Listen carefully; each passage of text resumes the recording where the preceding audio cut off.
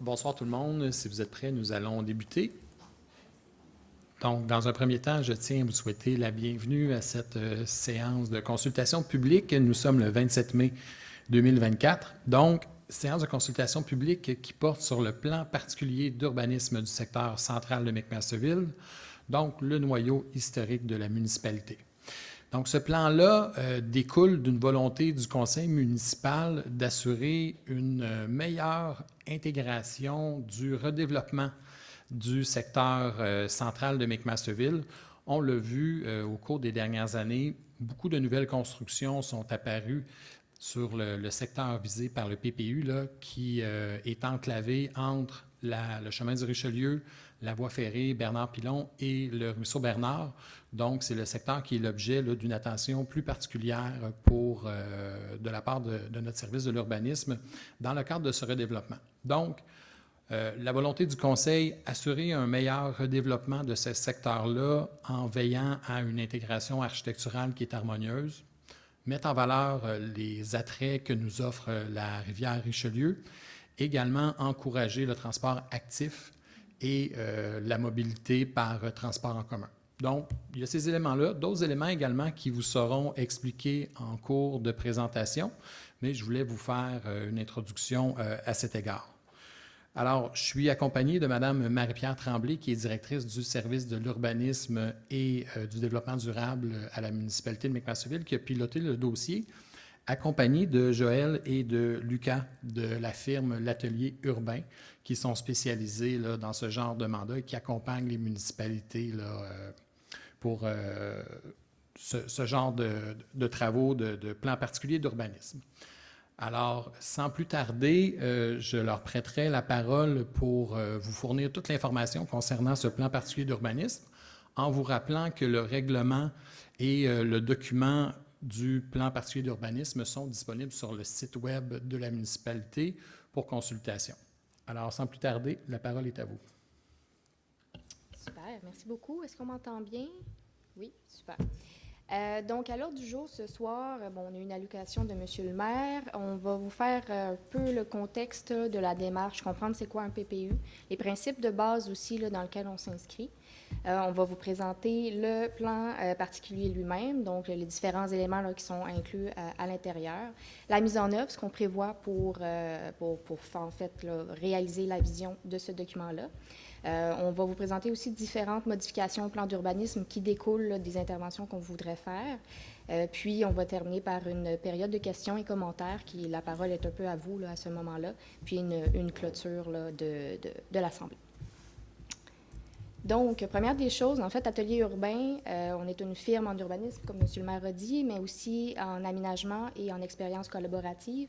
Je vais vous expliquer un peu tantôt, là, mais on a fait une démarche là, qui est quand même ouverte et essentielle, en fait, pour recevoir les commentaires des différents citoyens et la population là, dans laquelle nous, on vient travailler. Donc, on se dit catalyseur collectif, justement, pour, en fait, là, créer un espace d'échange entre les savoirs, on va dire un peu plus techniques, mais aussi les savoirs là, du territoire lui-même qui est représenté par la population. Contexte et démarche. Un plan particulier d'urbanisme, à quoi ça sert? C'est un document, un outil en fait de planification en matière d'aménagement et d'urbanisme. Il définit la vision et les orientations pour un secteur particulier. Vous avez un plan d'urbanisme, mais celui-là, c'est vraiment pour un secteur particulier dans le territoire, alors que le plan d'urbanisme lui-même est pour l'entièreté du territoire de la ville. Dans ce plan particulier d'urbanisme qu'on appelle PPU, on y détaille les affectations du sol, c'est-à-dire les usages, qu'est-ce qu'on pourrait faire comme activité, la densité de l'occupation aussi. On y retrouve les actions, les outils de gestion et de prise de décision pour la mise en œuvre de la vision. Puis, ce document-là, en fait, c'est un document qui est en dialogue avec les autres éléments de planification de la ville, de la MRC et de la CMM, la Communauté métropolitaine de Montréal. Donc, ville de McMasterville, comme je viens de dire, on est dans une région métropolitaine, donc la Communauté métropolitaine de Montréal, la MRC de la vallée du Richelieu, puis la ville de McMasterville. Le secteur central est vraiment là aux côtés de la rivière Richelieu. C'est un secteur à l'intérieur d'une aire TOD, qu'on appelle Transit Oriented Development. Donc, c'est vraiment là au niveau de la gare et un rayon qui vient vraiment là planifier un peu le développement du secteur. Puis ça, c'est vraiment au niveau de la communauté métropolitaine de Montréal qui vient là, en fait, là, dicter certaines choses à mettre en place. C'est aussi le secteur central, un secteur urbain qui a un potentiel de redéveloppement. On l'a dit, Monsieur le maire aussi, il y a beaucoup de projets qui se passent déjà. Donc, c'était intéressant de venir là, asseoir une vision pour ce secteur. La démarche, en fait, nous, on a commencé en mars 2022 avec l'analyse du territoire. On a reçu toutes les données possibles. On a essayé de voir qu'est-ce qu'il y avait comme enjeu, qu'est-ce qu'il y avait comme opportunité aussi dans le territoire. On a fait un exercice de vision avec le conseil municipal en août 2022. Qui s'est suivi ensuite là, de l'atelier collaboratif, comme je vous disais, avec des groupes cibles communautaires, des promoteurs aussi dans le territoire. Un atelier de présentation là, de l'avancement du PPU lui-même en décembre 2023 pour lancer les procédures d'adoption là, aujourd'hui en mai 2024.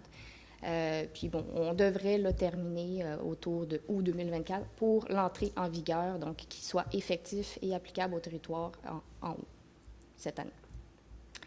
Principe de base, en fait, il y a une hiérarchie dans les outils urbanistiques. Comme on s'inscrit dans une pluralité de territoires, communautés, MRC et la ville, en fait, là, il y a plusieurs documents, comme je vous disais, qui encadrent le PPU lui-même. Donc, il y a le PMAD, qui est au niveau de la communauté, le schéma d'aménagement et de développement durable, qui serait en adoption là, ou qui a été révisé tout récemment.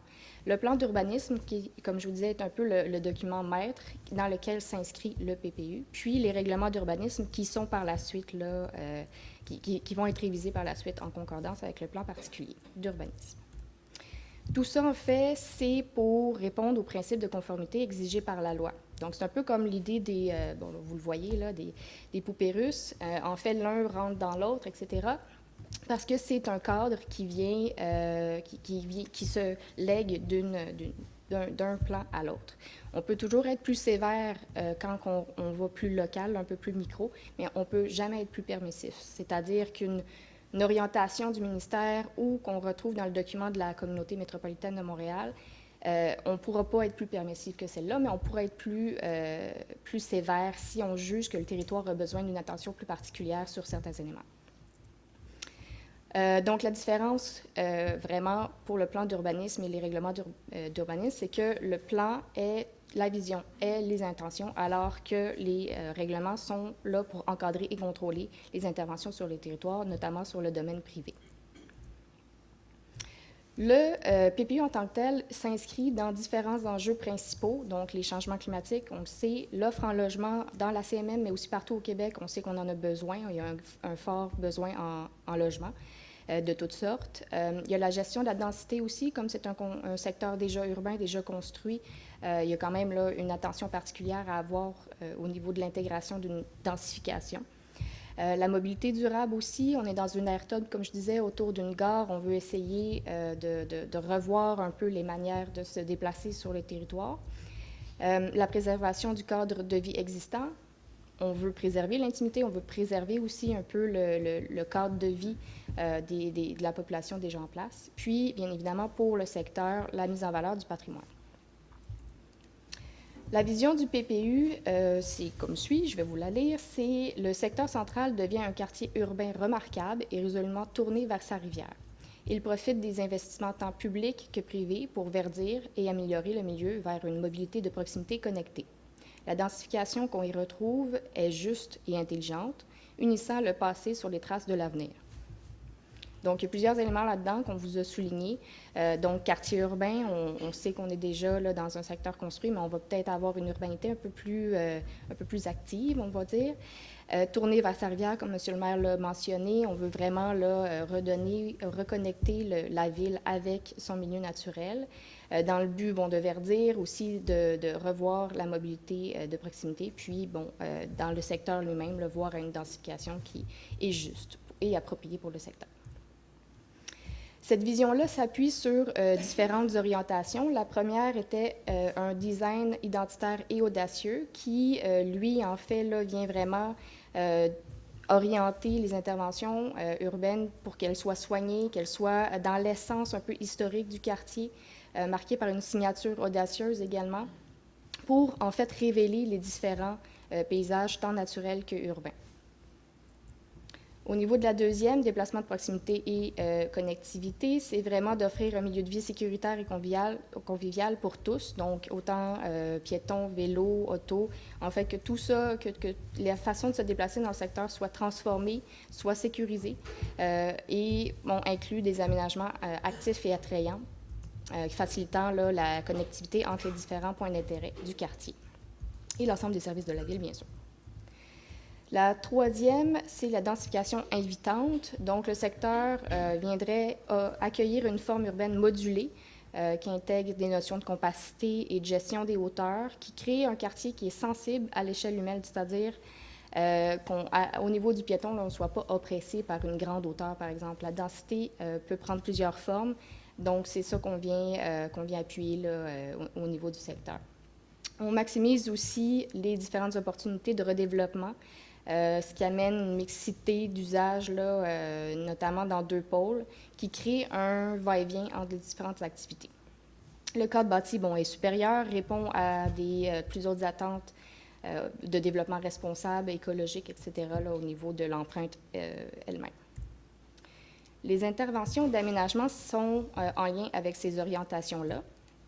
Donc, le premier est le design urbain, créer un milieu de vie attractif. On a le pôle de la gare et le pôle plus en lien avec la rivière. On redéveloppe à l'intérieur du PPU, là, on va voir à redévelopper le stationnement d'Exo, ou une partie du stationnement d'Exo, pour y créer un lieu de rencontre, pour y créer aussi des nouveaux logements. On prévoit un point de contact ou plusieurs points de contact avec la rivière, du mobilier urbain et une signalétique qui met en valeur les différents éléments naturels identitaires, mais aussi pour se déplacer dans le secteur. Justement, au niveau du déplacement, on a appuyé les différentes interventions sur le verdissement, la gestion de l'eau et la mobilité active pour créer un milieu de vie sécuritaire, comme je vous disais. Donc, mitigation de la vitesse, réaménagement de certaines rues. Là-dedans, on voit des bandes de plantation, de biorétention et des réseaux de pistes cyclables multifonctionnels. En fait, des pistes multifonctionnelles. On souhaite aussi le verdissement de projets immobiliers, donc avoir plus de verdure à différents niveaux dans un même projet. Le prolongement et la reconnexion du sentier Oka-Mont-Saint-Hilaire, donc vraiment en faire là, une partie prenante du secteur. Puis, s'assurer là, qu'on aménage pour l'accessibilité universelle, notamment dans le tunnel piéton là, près de la gare. Une autre stratégie pour le déplacement de proximité et de connectivité, on a la stratégie de stationnement durable, donc créer des milieux qui répondent aux impératifs climatiques. Là-dedans, on vient réduire des superficies minérales, c'est-à-dire pour réduire les îlots de chaleur qu'on a vraiment là, remarqués dans le secteur. On vient ajouter des exigences en matière de stationnement souterrain pour certains projets d'envergure. Aménager des stationnements en cour arrière latérale, mais surtout verdis. Puis, là, il y a différentes stratégies là, au niveau de la gestion du stationnement elle-même, avec bornes ou vignettes, dépendamment là, du secteur, et des pôles là, de densification, là où est-ce que ça sera un peu plus intense. Puis, des aménagements un peu plus esthétiques là, au niveau des aménagements des aires de surface. Au niveau de la densification invitante, la stratégie est communautaire, créer un milieu de vie complet. C'en est déjà un qui peut être bonifié. On viendrait maintenir et bonifier les pôles communautaires existants, c'est-à-dire l'église et l'édifice Frédéric Lacasse, par exemple avec des activités, des cours intergénérationnels, une salle de spectacle ou sportive. Donc, l'idée est de vraiment là, concentrer ou valider, en fait, le pôle communautaire qu'on y retrouve. On voudrait aussi bonifier et diversifier l'offre à la population dans le secteur, puis assurer une accessibilité et une mixité des types d'habitation, que ce soit de la forme urbaine ou grandeur de logement. Ensuite, toujours dans la densification évitante, il y a le développement et redéveloppement, créer un milieu de bon voisinage. Donc, s'assurer que la densification parle correctement avec le cadre existant. C'est pour ça que dans le PPU, on souhaite là, la concentration de la densification dans deux pôles stratégiques, le pôle d'activité de la gare, donc avec le stationnement d'Exo, et le pôle d'ambiance sur le Richelieu. Ce ne sera pas nécessairement les mêmes types de densification, par contre, c'est là qu'on vous verrez là, le plus d'activités ou le plus de redéveloppement. Dans ces pôles-là et un peu ailleurs aussi, il y aurait une transition des hauteurs et bon, des intensités urbaines, là, donc pour vraiment faire une gradation avec les secteurs existants et une gestion par type de densité. On vient, puis je vais vous les expliquer un peu plus tard, là, mais on est venu mettre dans le PPU certaines balises d'aménagement normatives et discrétionnaires pour moduler justement la densification dans le contexte d'insertion dans lequel on va la retrouver.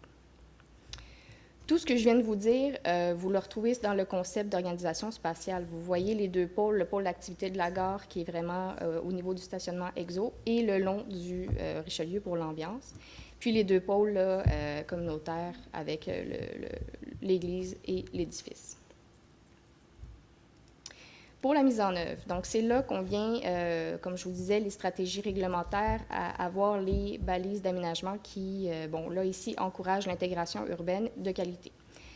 On va avoir des balises normatives minimales pour toute nouvelle construction là, qu'on viendrait faire dans le secteur. Donc, par exemple, ici, on vous en a mis quelques-unes, là, front bâti sur rue, qui exige en fait là, d'avoir une façade qui vient animer la rue en fonction du contexte lui-même. Là. Si les voisins ils ont 10 mètres, ça ne sera pas nécessairement une exigence d'avoir 30 mètres là, directement sur la rue. Mais c'est de s'insérer dans le secteur avec la même composition morphologique. On a aussi la largeur de plan de façade, c'est-à-dire que si on vient faire un bâtiment un peu plus long, on va essayer de faire une modulation dans la façade pour justement reprendre les largeurs là, qu'on retrouve un peu plus chez les voisins. Les règlements concernés par ces balises normatives minimales-là, on va en retrouver dans le règlement de zonage, dans le règlement de lotissement, construction et règlement sur les PPC- qui est à prévoir. On a aussi des balises normatives supérieures pour les projets d'envergure, c'est-à-dire que pour certains projets qui auront une plus grande hauteur ou un plus grand gabarit, on va venir moduler encore là, pas la façade sur l'horizontale, mais dans hauteur. Donc, on va essayer de repousser ou réduire un peu les étages qui vont être supérieurs au cadre actuel, au cadre bâti actuel, pour limiter là, l'impact visuel. Donc, ici, on a le retrait des étages supérieurs au niveau des rues avant et rues secondaires, on va dire sur un coin de rue, ou même à l'arrière, un plan angulaire qui vient limiter les vues directement dans la cour des voisins. Encore là, c'est les mêmes règlements qui vont être concernés pour ces balises normatives-là. On a également des balises discrétionnaires. Là-dedans, c'est vraiment, ça va être plus au niveau du règlement de PIA et de PPC-. Ça va être selon le cas, là, ça va être une évaluation avec le CCU. Mais là-dedans, on vient essayer de voir à moduler en fonction du contexte. Par exemple, l'ensoleillement, quand on va avoir un bâtiment de plus grande hauteur, on va demander à ce qu'il évite de créer de l'ombre chez le voisin de l'autre côté de la rue, ou le plus possible, voir comment ça se passe, etc. Puis, il y a aussi la hauteur du rez-de-chaussée, par exemple, qui fait en sorte que les niveaux de plancher, au niveau d'accéder au rez-de-chaussée, ils vont être visuellement à la même hauteur ou en tout cas le plus possible là, par rapport aux voisins. Donc, ne pas encore là venir faire un trop gros, excusez l'anglicisme, clash dans le paysage urbain. On a aussi des stratégies de gestion de la densité et des usages. Donc, au niveau de la hauteur, comme je vous ai expliqué, il va être modulé. Mais on va aussi prévoir peut-être un bonus à la densité pour ajouter un peu à l'abordabilité dans le secteur. Donc, on vient encadrer la hauteur maximale de base, mais on vient y adopter ou y intégrer une surhauteur qui, elle, est conditionnelle à ce qu'il y ait des gains pour la communauté, des logements abordables, des familiaux, un peu plus de développement durable ou de verdissement sur le site. Donc, c'est vraiment avec un gain pour la communauté. Il y a des normes de construction durable aussi qui vont être intégrées éventuellement dans la réglementation pour accélérer la transition écologique, végétalisation des terrains, comme je vous disais tout à l'heure, efficacité énergétique des bâtiments, puis gestion optimale des eaux de pluie in situ. Donc, sur le site lui-même, essayer de voir à comment on peut éviter de créer trop d'eau dans le réseau, comment on peut retenir l'eau sur le site lui-même. Il y a aussi la gestion de la mixité. Donc, on va autoriser une mixité au rez-de-chaussée ou même exiger, dépendamment de sur quelle rue et quelle ambiance on va vouloir créer, dans les différents pôles que je vous mentionnais, le pôle de la gare ou l'ambiance Richelieu. C'est cette façon de gérer le territoire par usage et par type de densité a créé ce découpage-là. On a différents types de densité ou d'affectation du territoire. Donc, on a le D1 maintien. Celui-là, c'est vraiment pour faire en sorte qu'on reconnaisse qu'il y a d'existant sur le territoire, puis qu'il puisse continuer à vivre comme il le fait présentement. Et on va y autoriser aussi une certaine densification douce. Par contre, on reconnaît ce qui se passe là et on reconduit également. Dans le D2, je vais passer les prochaines slides, ça va être plus évident. Dans l'affectation des deux, c'est du résidentiel de faible densité. On vient, justement, reconduire que ce soit résidentiel. On vient accepter aussi le commercial au niveau de Bernard-Pilon sur un certain tronçon. Puis, on vient y appliquer un 3 étages maximum. Au niveau du D3, qui est du résidentiel de moyenne intensité, c'est vraiment résidentiel, mais pour celui-là, c'est du 4 étages maximum. Ensuite, on a le D4, qui est la densité mixte. Celui-là est vraiment plus pour le pôle d'ambiance au niveau du Richelieu et, quelques poches ailleurs aussi. Là-dedans, on vient autoriser du résidentiel, du commercial au rez-de-chaussée. Aussi, on voit là-dedans les affectations publiques, parcs et espaces verts, dépendamment du remembrement des lots. Qu'est-ce qui est possible de faire pour créer peut-être plus d'espaces verts? Et on vient y appliquer un 6 étages maximum. Par contre, pour celui-là, comme je vous ai expliqué, il y a peut-être l'idée du bonus aussi à la communauté. Donc, un peu plus d'étages, mais toujours modulé avec des gains pour la population. Le D5, qui est le dernier, est sensiblement pareil à celui du 4, D4. Par contre, le nombre d'étages augmente, étant donné que c'est un pôle qui est un peu exigu là, au site, puis que c'est vraiment un site avec un très grand potentiel, le stationnement d'Exo. Donc, lui aussi, là, on vient mettre du 8 étages, mais avec le bonus, avec modulation. Dans le PPU, oui. La carte. Ouais.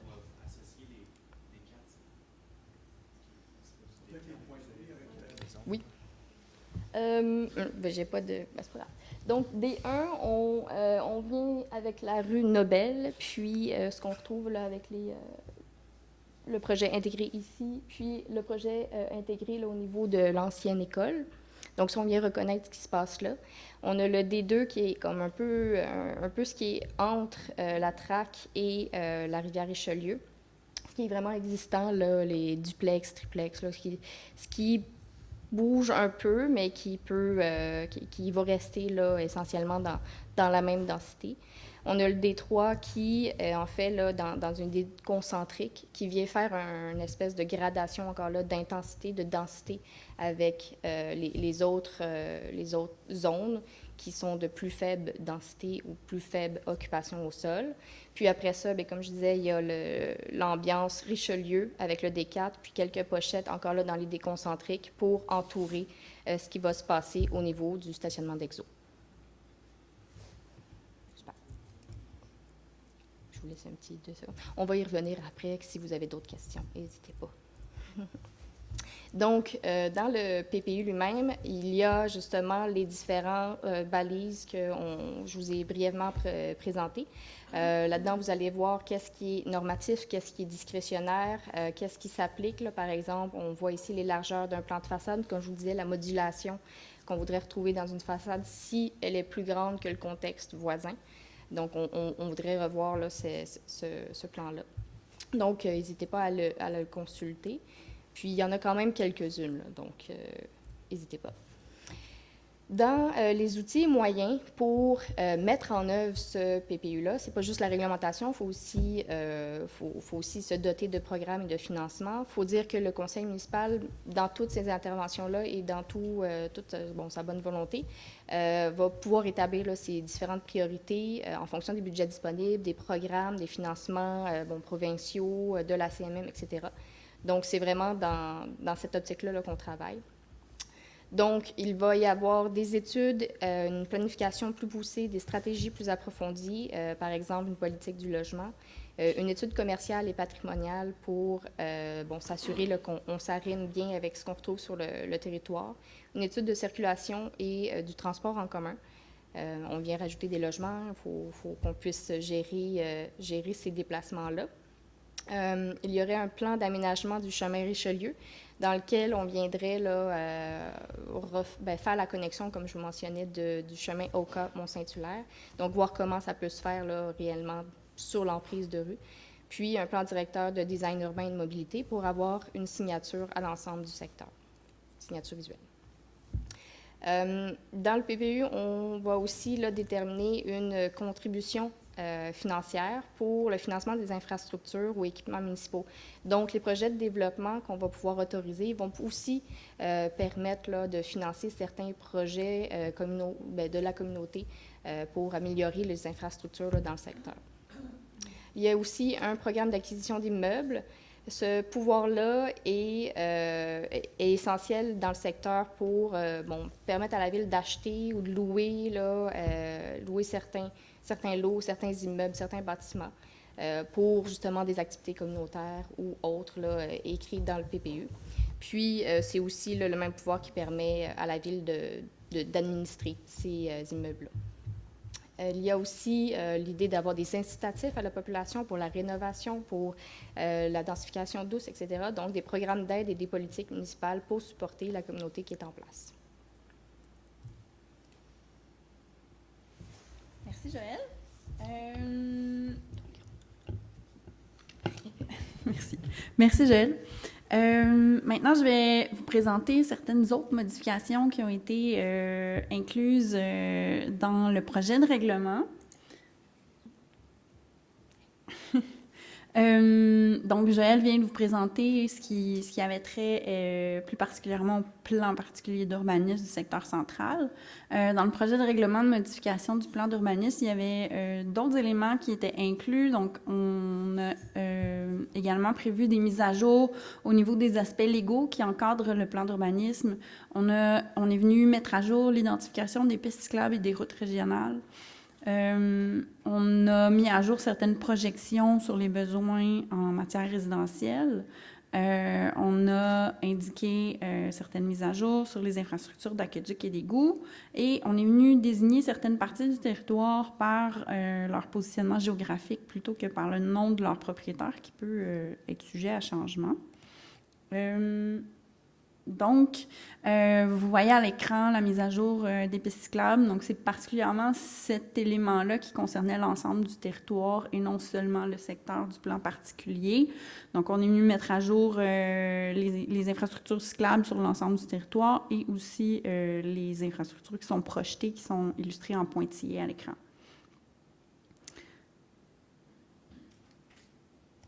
Ensuite, on est venu désigner les maisons de la rue Nobel comme un ensemble patrimonial d'intérêt et on est venu indiquer que Mi'kmaq est désormais une ville et non une municipalité. Donc, ça fait le tour des autres éléments qui ont été inclus dans la modification du plan d'urbanisme. Au niveau du processus d'adoption, on en est aujourd'hui à l'Assemblée publique. Il reste certaines étapes à faire après la soirée de ce soir. Donc, on va analyser les questions et les commentaires qu'on va recevoir à la fin de l'Assemblée. On va procéder à des ajustements si ça apparaît nécessaire. Ensuite, il y aura l'adoption du règlement. Puis, le tout va être acheminé à la MRC de la Vallée du Richelieu qui va faire l'analyse de conformité au niveau du schéma d'aménagement et qui va émettre un certificat de conformité. Puis, par la suite, ça va entrer en vigueur.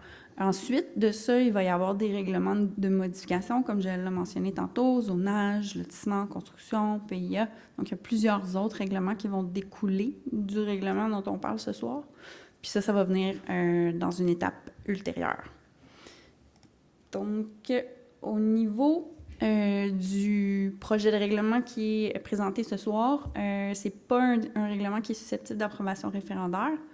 Donc, ça, c'est en fonction de ce qui est prévu par la loi. Donc, je vais recéder la parole à Joëlle pour terminer la présentation. puis on pourra faire la période de questions. Oui, donc c'est pas vraiment compliqué. On est vraiment à cette période de questions et commentaires-là. Je vais juste vous faire quelques petites règles pour cette période-là. En fait, pour nous, ce qui est vraiment important, c'est quand vous allez venir au niveau du micro, ça serait de vous identifier avec votre nom, si possible, votre adresse. Donc, vous pouvez poser toute question qui est pertinente en lien avec le projet de règlement en consultation, c'est-à-dire le PPU lui-même.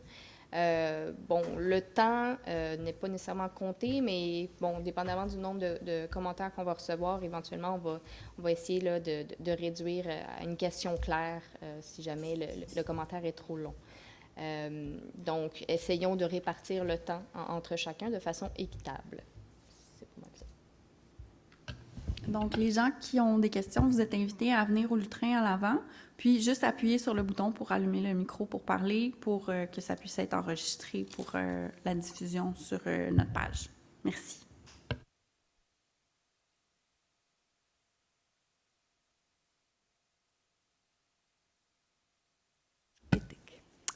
Bonsoir, mon nom est Carole Boulanger, je demeure sur la rue Nobel. Là, le stationnement, je le vois de chez moi.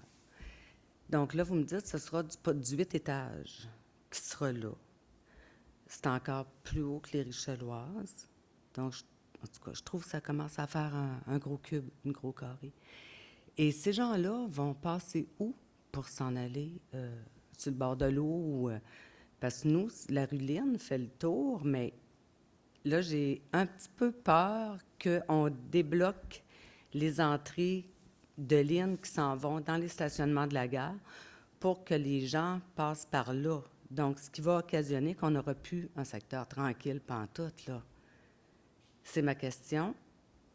Merci.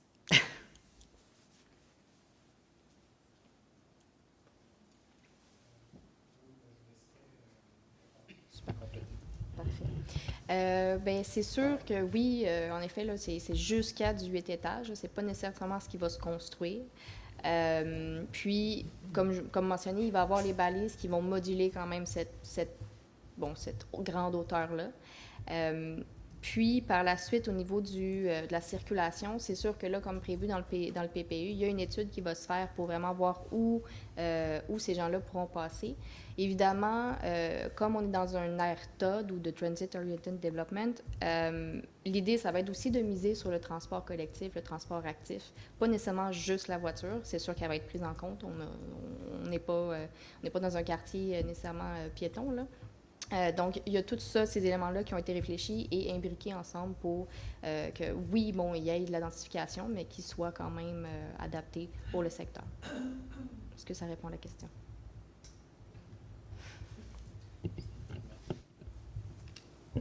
Bien, évidemment, dans le cadre de ce plan particulier d'urbanisme, on veut préserver la qualité de vie des gens du quartier, c'est clair. On est quelques-uns aussi au conseil municipal à habiter le secteur, donc on connaît très bien les enjeux, là. Donc, ce que je voudrais vous dire, Mme Boulanger, c'est qu'il y a une attention particulière qui va être portée à la question de la circulation pour le développement futur là, du stationnement de la gare, là.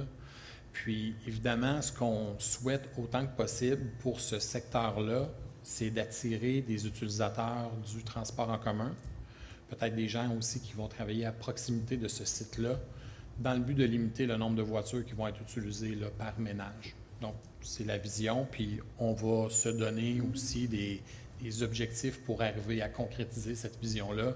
Est-ce que ça sera en donnant des rabais pour l'achat de passes de transport en commun, ce genre de choses-là, mais on va avoir une réflexion là-dessus là, dans le but de minimiser le nombre de véhicules par porte. D'ailleurs, on va aussi avoir une réflexion par rapport aux ratios de stationnement qui vont être autorisés par unité d'habitation, ce qui va aussi venir réduire là, le nombre de véhicules dans le quartier. On ne peut plus se permettre d'avoir 3-4 voitures par unité d'habitation. Il faut réduire autant que possible l'utilisation de l'automobile.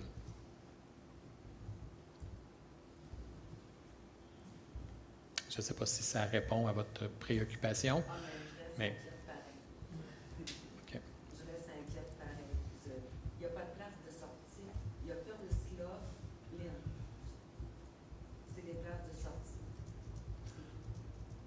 Oui, puis essentiellement, ça va se passer sur Purvis Club.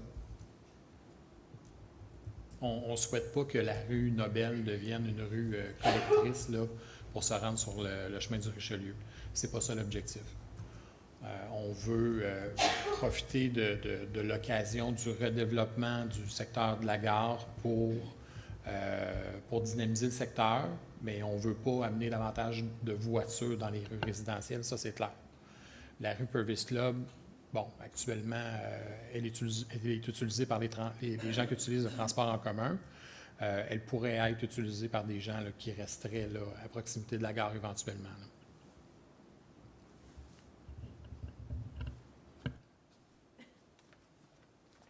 Bonsoir. Lucie Lamontagne, 830 Bernard Pilon. Bon, j'ai lu le beau document. J'ai vu des choses vraiment géniales. On voit que ça a été réfléchi. On voit qu'on essaye de penser à tout.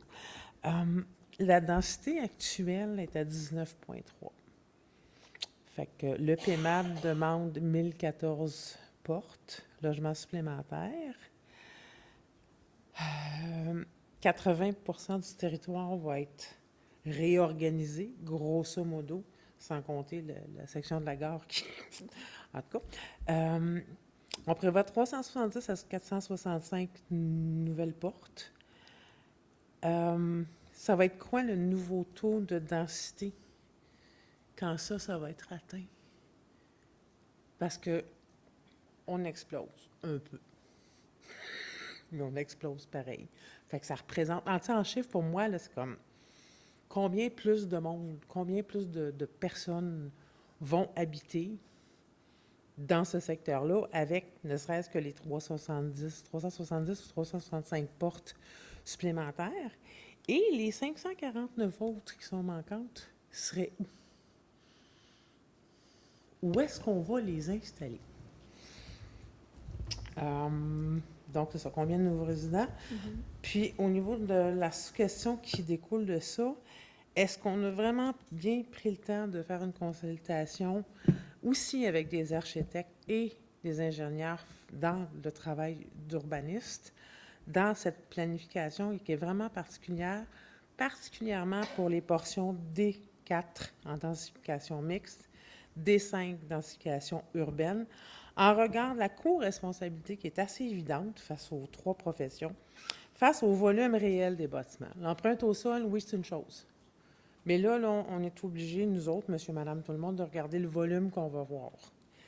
Et ça a rapport avec la qualité de vie, la perte potentielle de la jouissance du patrimoine visuel, tant pour la rivière que pour le Mont-Saint-Hilaire.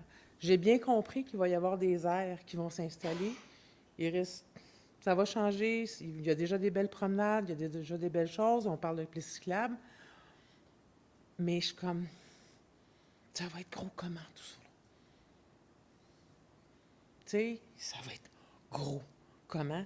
Puis c'est ça. Quand j'ai vu le potentiel du 8 étages de la gare, je suis comme... Non.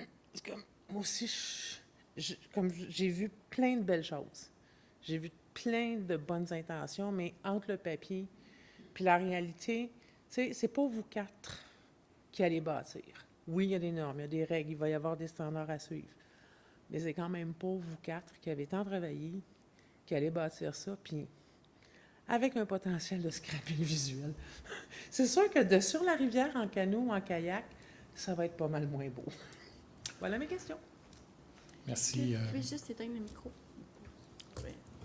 Merci, Madame Lamontagne. Je vais tenter une réponse à vos interrogations, puis les gens à ma droite là, pourront compléter. En fait, le PPU est une réponse au redéveloppement auquel on assiste dans le quartier depuis les 15-20 dernières années. Donc, ce phénomène-là, il existe déjà. L'intention du conseil municipal, c'est de se donner une vision d'avenir, de se donner des lignes directrices pour ce redéveloppement-là. Donc, la première des choses.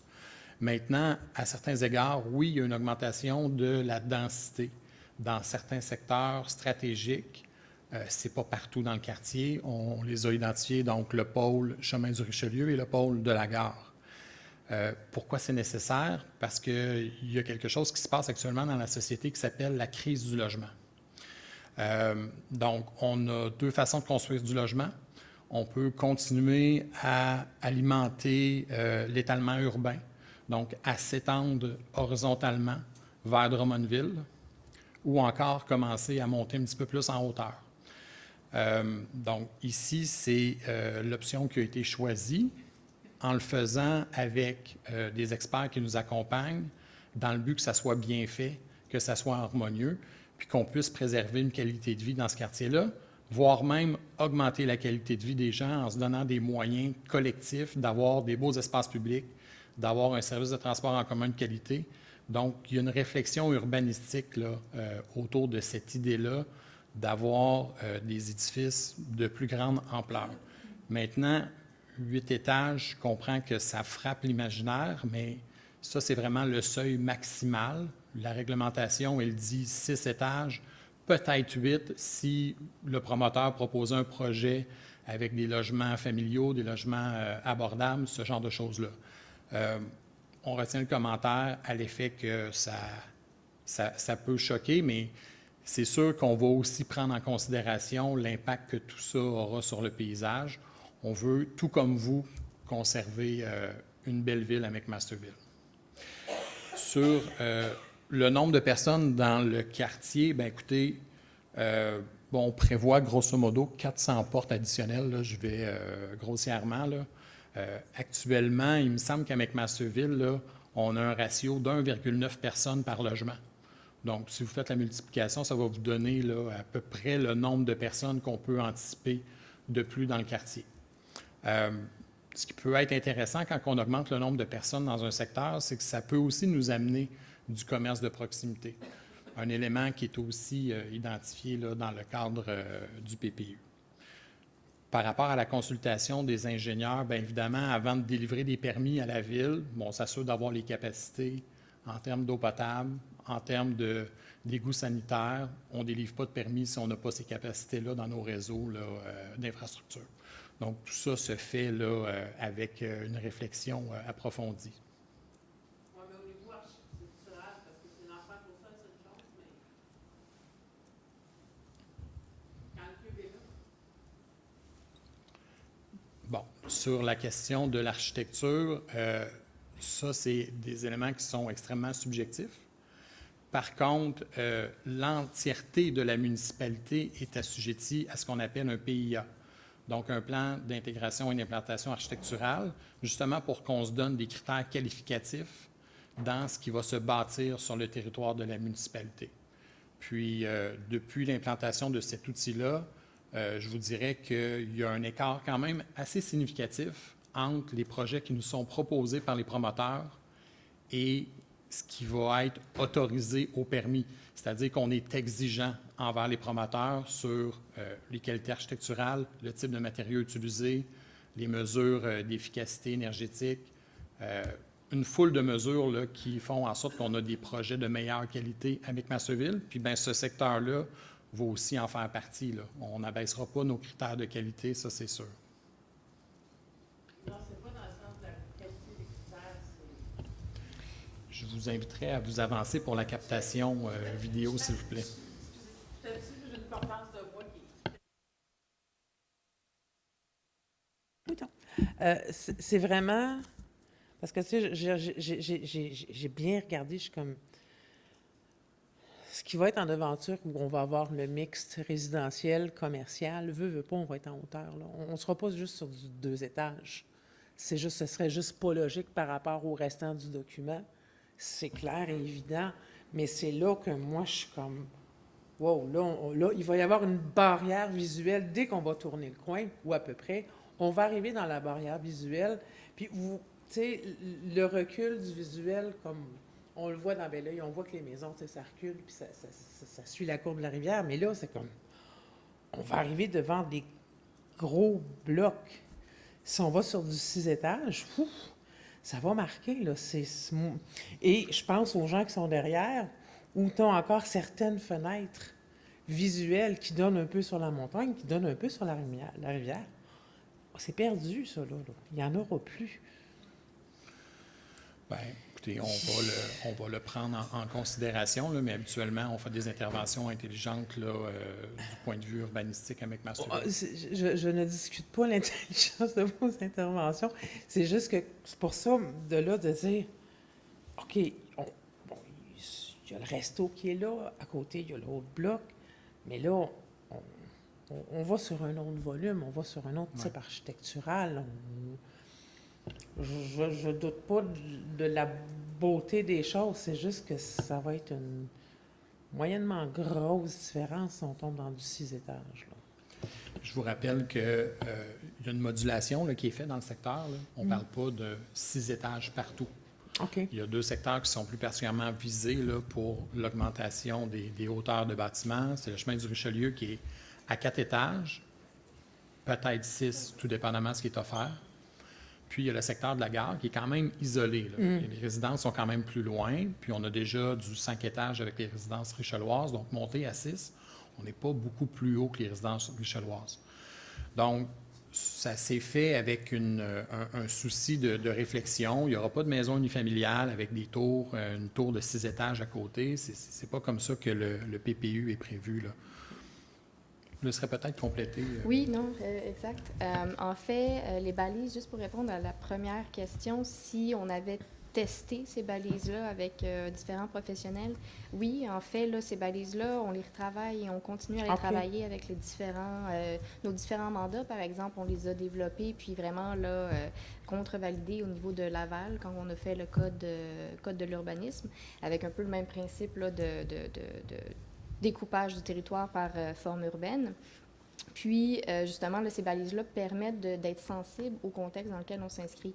Donc, quand on disait modulation, autant en hauteur, autant par rapport au plan arrière pour éviter des vues ou en tout cas éviter qu'on soit trop en avant sur des bâtiments existants, bien, on vient créer justement un peu ce morcellement de façade-là pour revoir ou reconnaître un peu le secteur, notamment au niveau du chemin du Richelieu. Mm-hmm. Donc, ça a été prévu comme tel. Non, c'est parce que c'est... Mais c'est sûr qu'en longueur, en hauteur, ça va être un changement. Par contre, ce changement-là a été pensé et va être encadré là, de façon à ce qu'il ne soit pas si frappant dans le paysage, même si c'est un changement qui va être quand même important, là. OK, parce que est-ce qu'on prévoit une certaine graduation de dire qu'au moins ça... Bien, comme on voit dans le découpage, les différentes intensités en termes d'auteur, en termes d'usage, ont été de façon concentrique par rapport au pôle. Puis oui, une certaine gradation dans les hauteurs, autant dans les retraits aux étages supérieurs, là, par exemple au-dessus du troisième, puis à l'arrière aussi pour contrebalancer tout ça. Donc oui, ça a été réfléchi. Okay. Fait que là, on parle plus de 400 portes que de 1014? Bien, à ce niveau-là, c'est sûr que 1014, c'est ce qui est demandé, souhaitable par la communauté métropolitaine. Nous, on se situe dans un secteur qui est déjà développé. Normalement, ce qui se passe avec le PMAB, là, celui qui exige ce nombre de portes-là, c'est dans des secteurs qui sont à développer. Donc, nous, on a pris la part de notre potentiel, puis on fait ce qu'on peut avec ce potentiel-là en fonction de répondre à cet objectif-là dans l'ère TOD. OK. Puis l'ère TOD, elle va rester là? Oui. C'est toujours... dernier petit point qui m'inquiétait dans des choses que je n'étais pas sûre de comprendre. Est-ce que la pérennité du secteur agricole qui reste va être conservée? Est-ce qu'on peut nous assurer que ça va rester agricole de façon pérenne? Oui, bien, le secteur agricole n'est pas visé là, par ce plan particulier d'urbanisme, mais plus largement, il n'y a pas de volonté du conseil municipal de s'engager dans une démarche visant à dézoner le territoire agricole avec Massachusetts. OK. Parfait. Merci.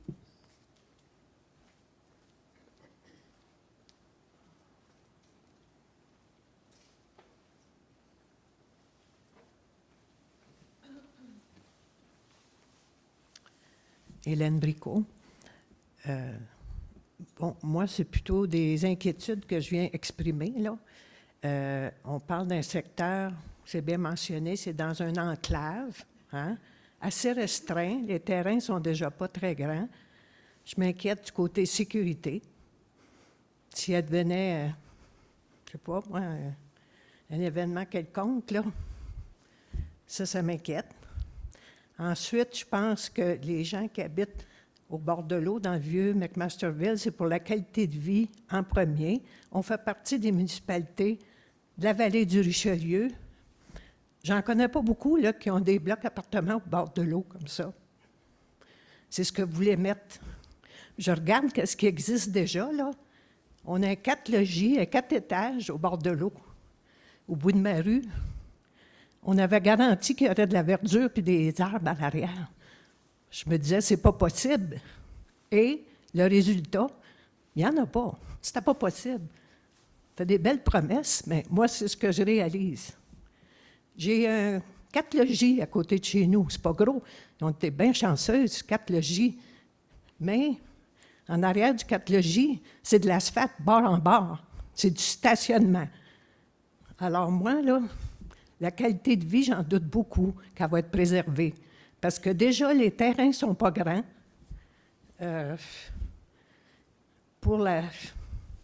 Puis des 6 puis 8 étages, déjà, un 4 étages, je trouve que c'est pas harmonieux du tout avec ce qu'on a autour. Comme disait madame, ça fait un bloc. Ça fait notre vue sur le Richelieu puis la montagne. Ben, on a déjà un bloc de trop, là. Je ne veux même pas imaginer qu'est-ce que ça va avoir l'air. En tout cas, je suis désolée que ça prenne cette voie-là. Parce que j'étais venue pour la qualité de vie. Moi, je me suis établie ici pour... Puis, pourquoi qu'ailleurs, le long de la vallée du Richelieu, on ne voit pas des choses comme ça, là? Pourquoi chez nous? C'est ma question. Bien, merci pour votre intervention, Mme Bricot. On a le même souci par rapport à la qualité de vie puisque nous habitons le même milieu. Puis on veut préserver ça, c'est certain. Puis la densification ne rime pas avec perte de qualité de vie. Au contraire, je pense qu'on peut concilier les deux, puis on peut faire en sorte d'améliorer notre qualité de vie avec des bâtiments de plus grande envergure. Donc, maintenant, pourquoi ça se produit chez nous et ça ne se produit pas ailleurs? Bien, en fait, oui, ça se produit ailleurs aussi, là. Si vous vous promenez un petit peu partout, là, plus largement sur la rive sud de Montréal, vous allez voir de plus en plus des bâtiments en hauteur parce qu'on est confronté... Bon, bien écoutez, sur... Ouais. Ouais.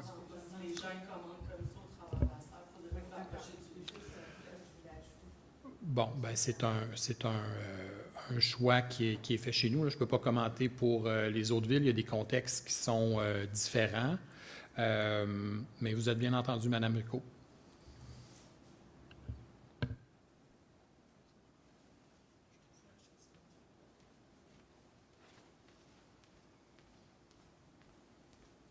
Bonjour. Jacinthe Villeneuve, chemin du Richelieu. Je suis désolée, j'ai raté le début. Mais question, là, je vois que tout le bord du Richelieu, ça devient une densité mixte. Qu'est-ce que vous allez faire avec les maisons unifamiliales qui existent?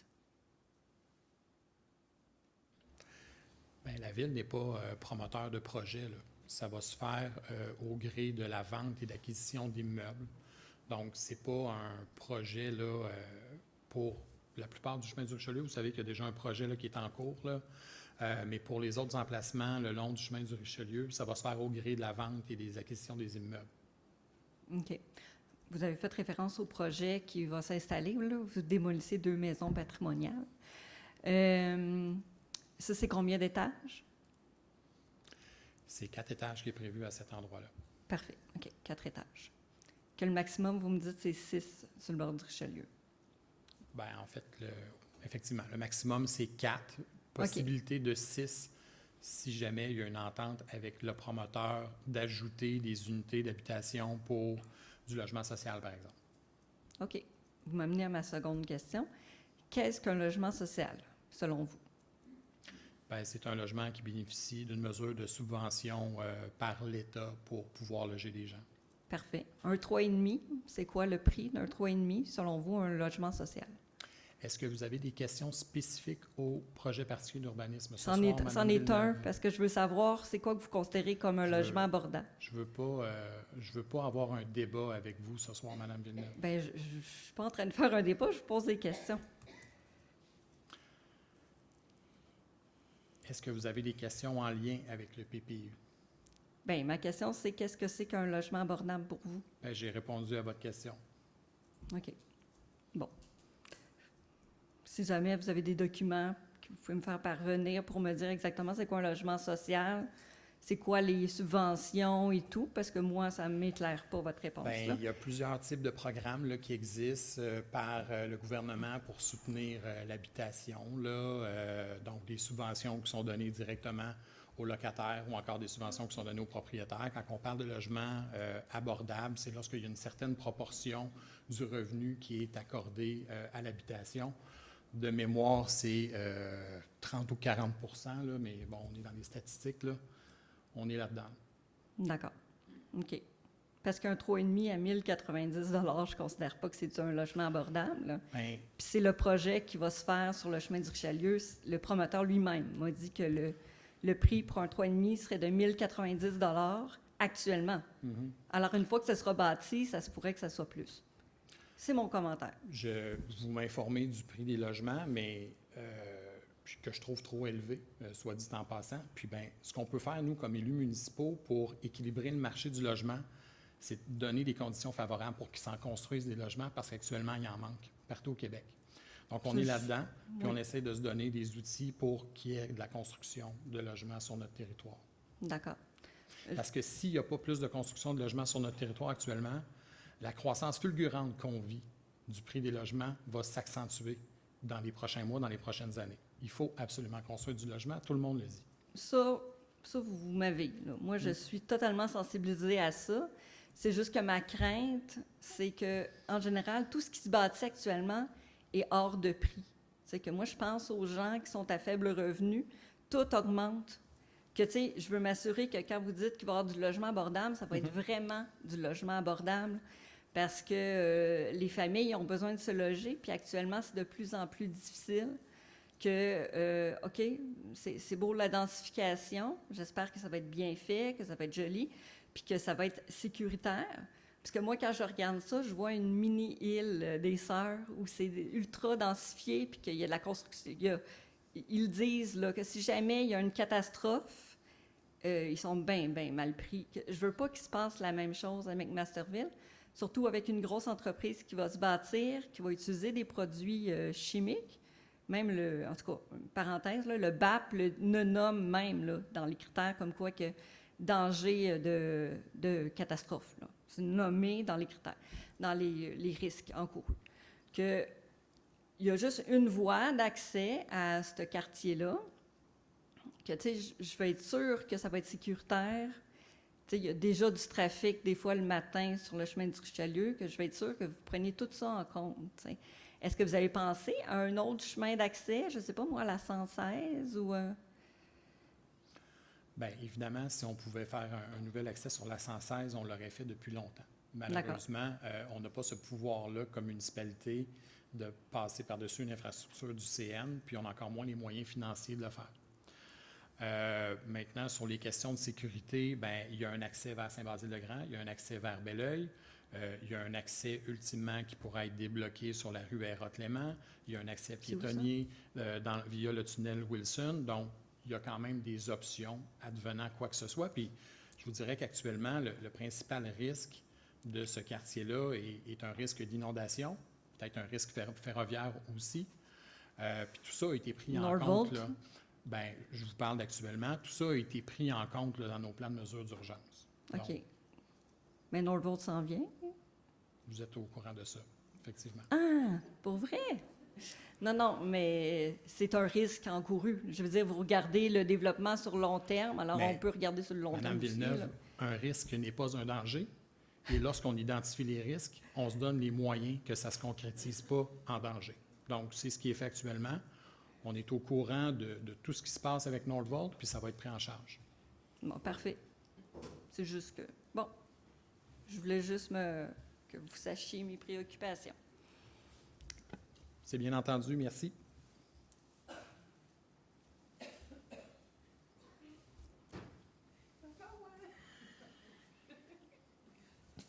Je fais du camp, mais je suis pas tannante. Je vais vous laisser une dernière intervention. Oui. Peut-être qu'il y aura d'autres personnes qui voudront intervenir, tout à fait. Madame Lamontagne. J'ai vu dans le document qu'il était mentionné les OBNL, les coopératives d'habitation. Est-ce qu'on a déjà quelque chose dans le sac à malice dans ce sens-là? Parce que ça m'a... j'ai trouvé ça... Déjà qu'on fasse une place de potentiellement solliciter justement pour le logement social. Ben, Est-ce qu'il y a déjà... non, on n'a pas Non. de projet actuellement qui est sur la table. C'est des souhaits qu'on a pour le secteur, là, que ce OK. type de projet-là puisse atterrir chez nous. Mais de dire qu'au niveau municipal, la municipalité, la ville de McMasterville, mettrait elle-même sur pied. Parce qu'il y a déjà des logements sociaux qui sont là. Est-ce qu'il y aurait moyen, étant donné qu'il va y avoir des incitatifs financiers venant de Québec pour l'accès au logement, il va y avoir des programmes, jamais je croirais qu'ils vont... C'est plutôt rare que les municipalités sont porteuses de ce type de projet-là, à moins qu'on parle de Montréal, là. Mais encore là, c'est surtout des OBNL qui vont Ouais. travailler en collaboration avec les villes. Oui? Puis Ce serait- malheureusement, dans le territoire de la vallée du Richelieu, on n'en a pas Ce serait de innovant. ce type d'OBNL-là, mais c'est un souhait qu'on a pour McMasterville dans le cadre de ce projet-là. Fait que c'est quelque chose que vous envisagez plus sérieusement d'aller dans cette avenue-là, de dire qu'on va vraiment avoir soit une coopérative d'habitation qui se tient ou... Bien, dans la mesure où la ville a les moyens d'acquérir des terrains, c'est quelque chose qu'on va envisager, ça c'est sûr. Oui, Ouais. OK. Ben, ça fait plaisir à entendre. Dernière chose, pourquoi on n'a pas accès à la voie référendaire? J'ai pas compris. Ben, en fait, un PPU, selon la loi, n'est pas assujetti à la procédure d'approbation référendaire. Maintenant, peut-être les règlements qui en découlent. Je vais vous laisser là, le côté technique répondre à cet aspect-là. Ben, parce que vous le mettez dans le PPU, on n'a pas droit au référendum, dans le fond. Là. Ben effectivement, comme M. Dulac l'a dit, la modification au plan d'urbanisme, le PPU, c'est pas quelque chose qui est susceptible d'approbation référendaire. Les éléments de concordance non plus seront pas susceptibles d'approbation référendaire. C'est effectivement ça. Là, vous parlez à une béotienne, j'aimerais comprendre. Dans le fond, les règlements qui vont découler directement du plan particulier d'urbanisme. Donc, les modifications qui vont découler directement de ce qui est indiqué dans le plan d'urbanisme, ce ne sera pas soumis à l'approbation référendaire non plus. OK. C'est ce Parce qui est que prévu dans la loi sur l'aménagement et Parce l'urbanisme. que tout ça a été mis dans un PPU. Oui. OK. Parfait. J'en pose plus de questions. C'est correct, j'ai compris.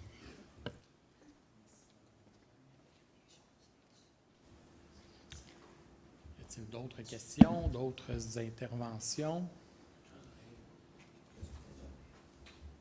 Bonsoir. Bonsoir, donc Jean Thibodeau, moi je suis du secteur de l'autre côté. Je partage quand même les inquiétudes, là, je comprends les inquiétudes. Mes questions vont être directement sur le plan. Le premier, c'est la question, on a 2 accès avec l'autre côté, soit Bernard Pilon et Tudel Wilson. Pour les personnes à mobilité réduite, comment ça va s'articuler ça dans le nouveau plan? C'est la première question. Ma deuxième question, on parle de développement durable. Je vois peu de choses vraiment dans le plan comme tel. Je vois, oui, quelques espaces verts, quelques éléments, mais je vois rien sur, je vous en ai déjà parlé, pollution lumineuse, pollution de bruit, réglementation, toit vert, je vois rien de ça dans le plan. Est-ce qu'il y a des choses qui sont prévues à cet effet? Si vous pourriez revenir à l'autre plan que vous aviez tout à l'heure, là, spatial, là.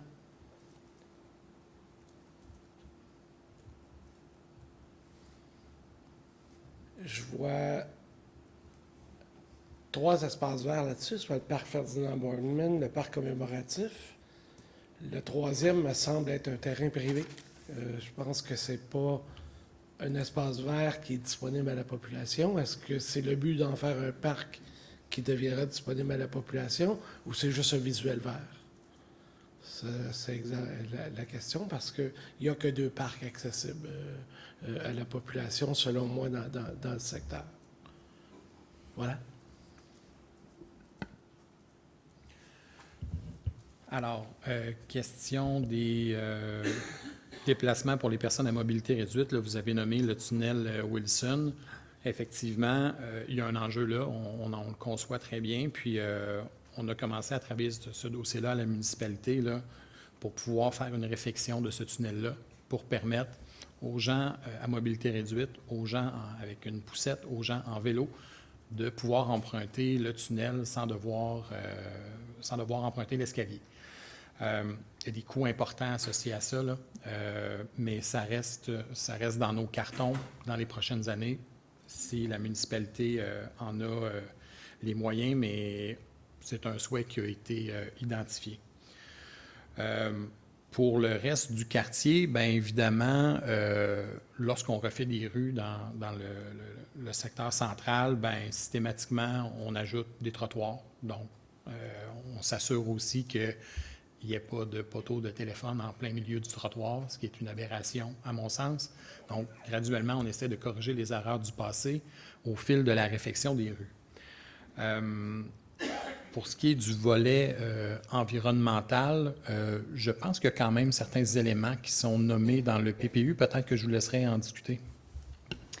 Oui, donc au niveau des toits verts, par exemple, il y a une balise là, qui a été développée à travers le PPU. C'est plus un coefficient de biotope, mais à voir comment ça s'applique là, au niveau réglementaire réellement, mais c'est de prendre en compte justement les verdissements au sol, verdissement au niveau du bâtiment lui-même. Donc, il y a ça. Il y a aussi au niveau du règlement de construction, là, plus d'efficacité éco-énergétique. On travaille vraiment sur le domaine privé au niveau de la réglementation. Puis aussi, là, vous voyez les liens verts actifs. Donc là-dedans, il y a toute l'idée, comme M. le maire l'a dit, là, de faire les trottoirs, mais aussi d'ajouter tout ce qui est gestion de l'eau, ajouter aussi, si possible, dans l'emprise de la canopée pour éviter les îlots de chaleur. Et également, dans les différentes interventions, soit dans le domaine privé ou dans le domaine public, il y a toute la gestion de l'eau par la déminéralisation du sol, par des bassins de rétention. Donc, il y a ces idées-là qui sont incluses à travers le PPU.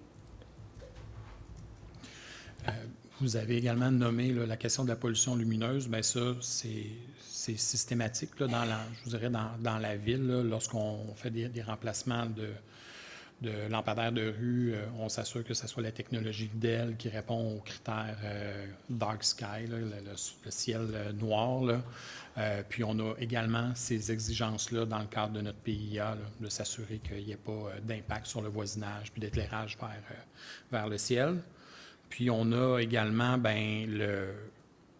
le réflexe à la municipalité, lorsque des projets de construction, de vouloir conserver les arbres sur le site autant que possible, puis d'exiger la plantation d'arbres de remplacement lorsqu'on doit malheureusement couper les arbres. Par rapport au parc, moi, effectivement, là, je vois le troisième emplacement là, qui est en vert. C'est un espace privé, vous l'avez bien nommé. C'est difficile de créer de nouveaux parcs dans ce secteur-là. Ça nécessiterait de faire l'acquisition de bâtiments. On a aussi le sentier Roger-Dubuc au nord, là, qui est quand même un élément qui est intéressant. Il y aura peut-être d'autres choses à venir là, du côté du terrain d'AkzoNobel éventuellement, mais ce n'est pas visé actuellement là, dans le cadre du PPU.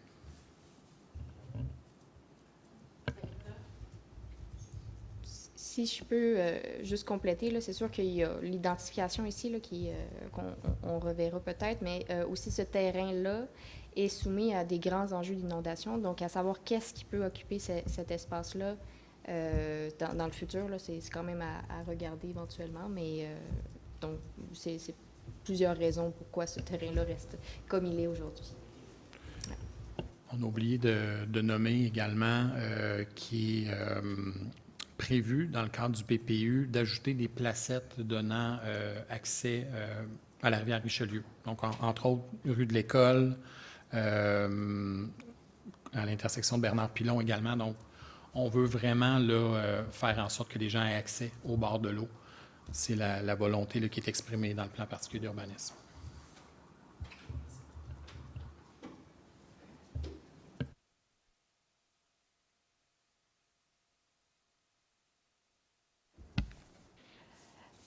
Ma question concerne le ruisseau Bernard. Il y avait déjà été parlé qu'il y aurait probablement un site d'aménagement quand il y aurait quelque chose qui se produirait.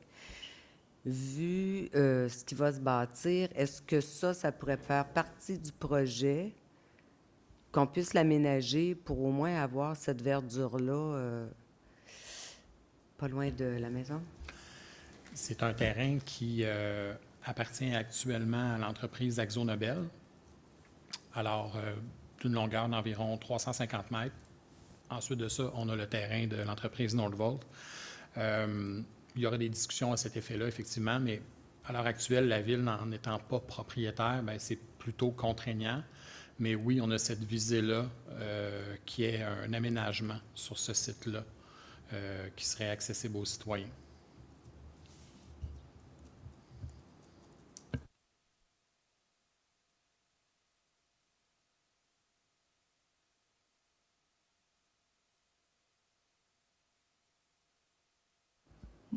Moi, c'est un petit éclaircissement. Si on regarde sur l'autre carte, pourtant, la section du ruisseau Bernard était en brun, genre. Que vous l'avez comme pas inclus ou vous l'avez inclus? Est en brun?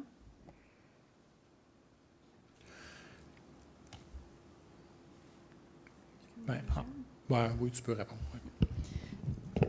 En effet, il y a une petite portion, disons, du chemin du Richelieu jusqu'à peu près où est-ce qu'il y a les CPE. Donc, il y a une portion qui est prévue pour du développement à cet endroit-là.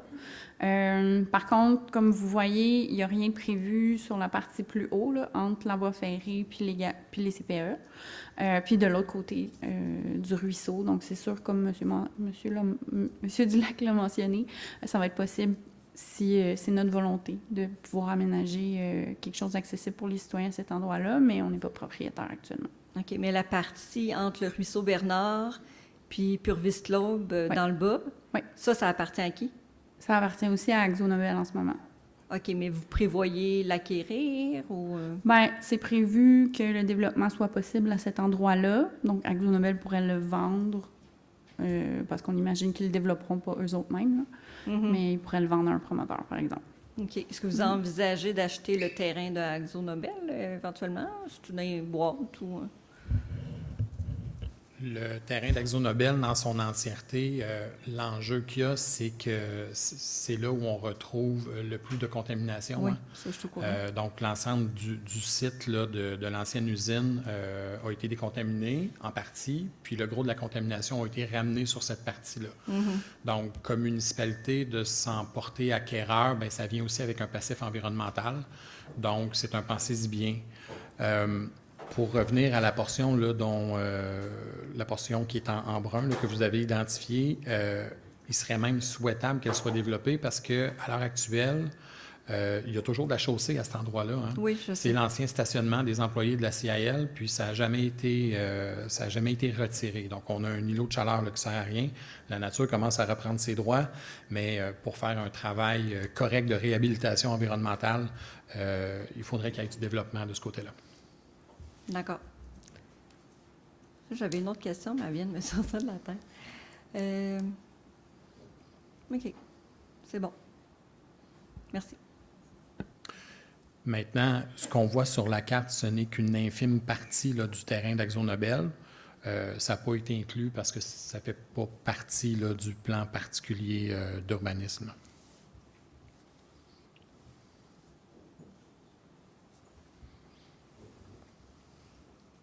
Juste pour avoir une petite rassurance, dans la portion près de la gare qui est derrière les deux CPE, il va y avoir du développement qui va se faire là.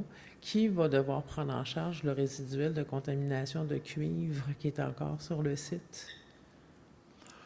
Ça va se faire en respectant les obligations qui incombent à un éventuel promoteur. C'est le promoteur qui va se porter acquéreur. Pour le moment, qui est propriétaire de cette portion-là du stationnement? Est-ce que c'est Exo? C'est Exo, effectivement. OK, mais eux ne seront pas tenus de le faire. Ce seront les futurs acquéreurs qui vont devoir le faire. Ben, ça va se faire en conformité avec le cadre légal, là. Je ne peux pas vous dire qui va le faire, là, mais éventuellement, s'il doit y avoir de la construction à cet endroit-là, c'est sûr qu'il va devoir y avoir des travaux de décontamination s'il y a contamination dans le sol. Ben oui, c'est déclaré tant au fédéral qu'au provincial. Là. C'est dans les listings, là, c'est clair. C'est possible. Je ne connais pas les ouais. niveaux de contamination de chaque lot à McMasterville. Non. Moi non plus. Je sais pas fouiller. Vous semblez bien informé, Madame Un Lamontagne. peu. Puis c'est ça. Dans l'autre portion, en principe, dans ce qui est brun en ce moment, il n'est pas supposé d'avoir de résiduel de contaminants étant donné qu'ils ont harnaché le ruisseau en 2015. Tout a été transféré, mais par contre, on voit déjà qu'il y a des signes d'affaissement sur les murs de grillagés de blocs de granit. Ils ont fait du pactage granitique avec des couches de broche à poule.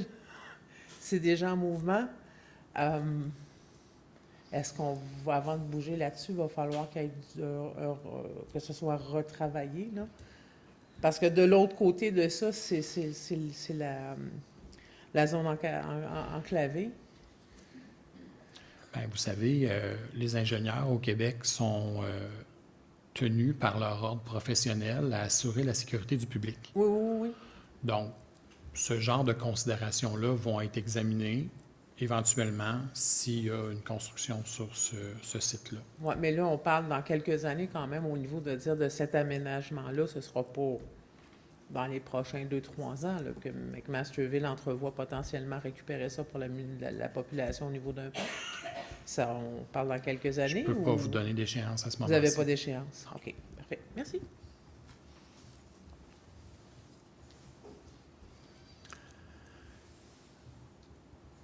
Alors, y a-t-il d'autres questions dans le public? Donc, je vous invite à prendre connaissance du document qui est sur le site web de la municipalité. Vous pouvez vous y référer si jamais de nouvelles questions devaient surgir dans votre esprit. Sinon, est-ce qu'il y avait un dernier mot pour conclure?